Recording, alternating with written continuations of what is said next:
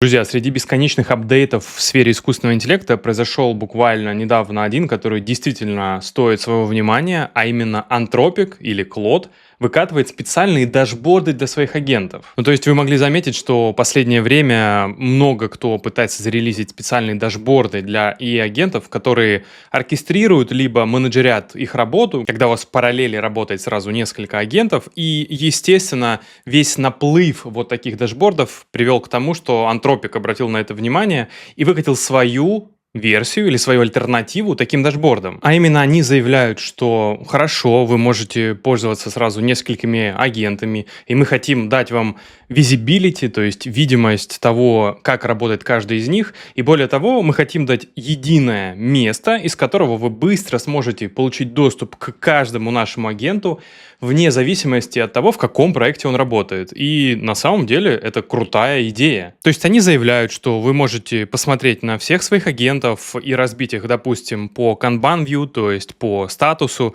либо же разбить по локациям или по репозиториям, в которых сейчас эти агенты работают. При необходимости отсортировать их, при необходимости провалиться внутрь каждого агента, либо прямо из этого дашборда коммуницировать с агентом, не проваливаясь внутрь его, даже закреплять нужных агентов в самой верхней части экрана для того, чтобы они всегда были на виду. Я сразу говорю, что это тестовая фича, и вам нужна будет последняя версия Claude, то есть что вы можете сделать, проверить вашу версию, которая сейчас у вас установлена. Ваша версия должна быть выше, чем 139-я версия, так что обязательно проверьте. Если у вас версия ниже, то вбивайте команду с флагом update, у вас проверяется обновление Claude, и он затягивает все самые последние обновления. Ну а после этого начинается вся магия. Вам потребуется специальная команда, которая называется Claude Agents. Вы ее набираете и моментально попадаете в новенький дашборд для ваших агентов.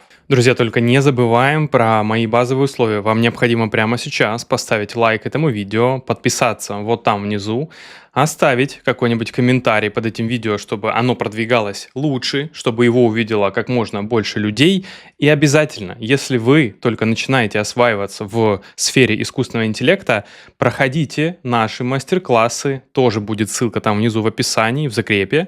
У нас есть мастер-классы по Claude Code, по Antigravity, по N8N и куча про материалов. Со всем этим обязательно ознакомьтесь внизу, заскакивайте в нашу про-группу, развивайтесь в искусственном интеллекте, давайте делать это вместе. Погнали обратно к видео. Как только вы попадете в этот дашборд ваших агентов, вы, скорее всего, не увидите ни одного агента.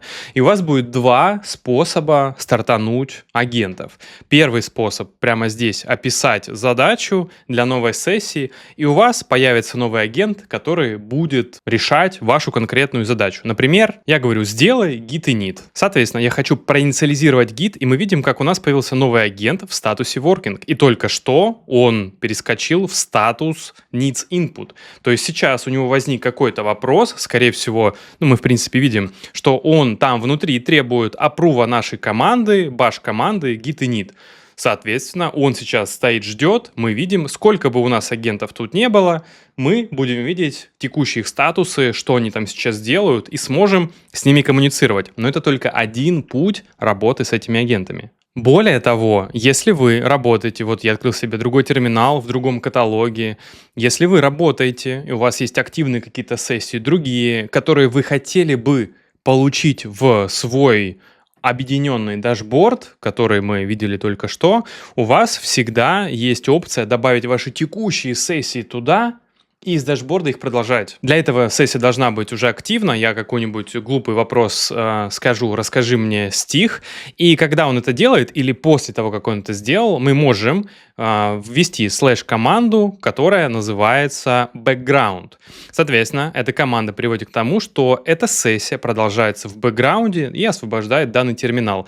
При этом сессия оказывается в общем дашборде у нашего агента, главного агента. Соответственно, мы выполняем эту команду, и мы видим, что эта сессия backgrounded. Соответственно, она ушла в бэкграунд.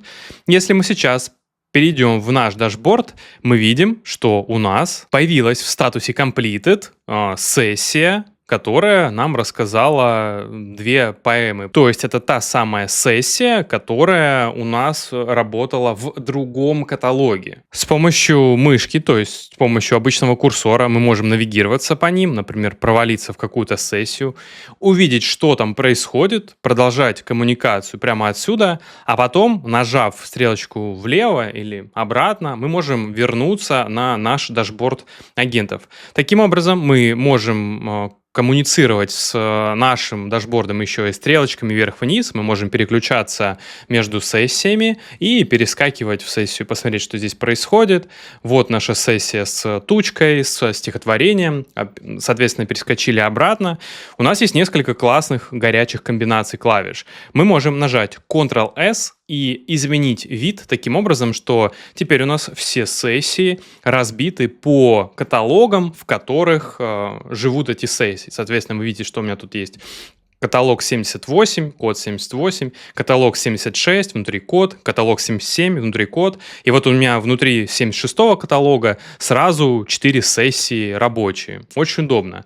Более того, мы можем с вами перемешивать эти сессии. Если мы, допустим, видим, что у нас вот эта сессия поважнее, мы бы хотели ее видеть всегда сверху, мы можем зажать Shift и начать ее перемещать с помощью комбинации Shift вверх, Shift вниз и задать ей какое-нибудь правильное место, по нашему мнению. Более того, если мы хотим ее прямо запинить, приколоть вверху, то есть мы можем нажать Ctrl-T, мы видим, как эта сессия переходит в список pinned. Соответственно, теперь она у нас будет жить в самом верху. Мы можем самые важные сессии с вами таким образом закрепить, возвращаться к ним и работать таким образом. Повторное нажатие Ctrl-T приводит к тому, что сессия возвращается обратно в общий список. Более того, мы можем нажать Ctrl-R и переименовать эту сессию. Соответственно, сейчас она проименована нашей нейронкой. В зависимости от того, что мы ее спросили, мы можем ввести наше собственное имя, нажать Enter, и теперь у нас сессия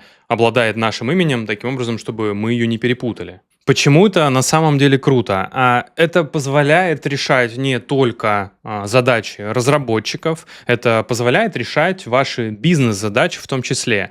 Если вы представите, что у вас в каком-то каталоге живут подкаталоги для каждого из ваших клиентов, и вы знаете, что у вас по каждому клиенту внутри хранятся какие-то ключевые данные, файлы, договоренности, контракты, переписки, вы можете запустить таким образом агента для каждого из ваших клиентов, менеджерить их из одного места, то есть, соответственно, вы их поместите все в дашборд, и у вас будет классный, очень понятный дашборд, который будет отрабатывать еще и показывать вам состояние каждой сессии.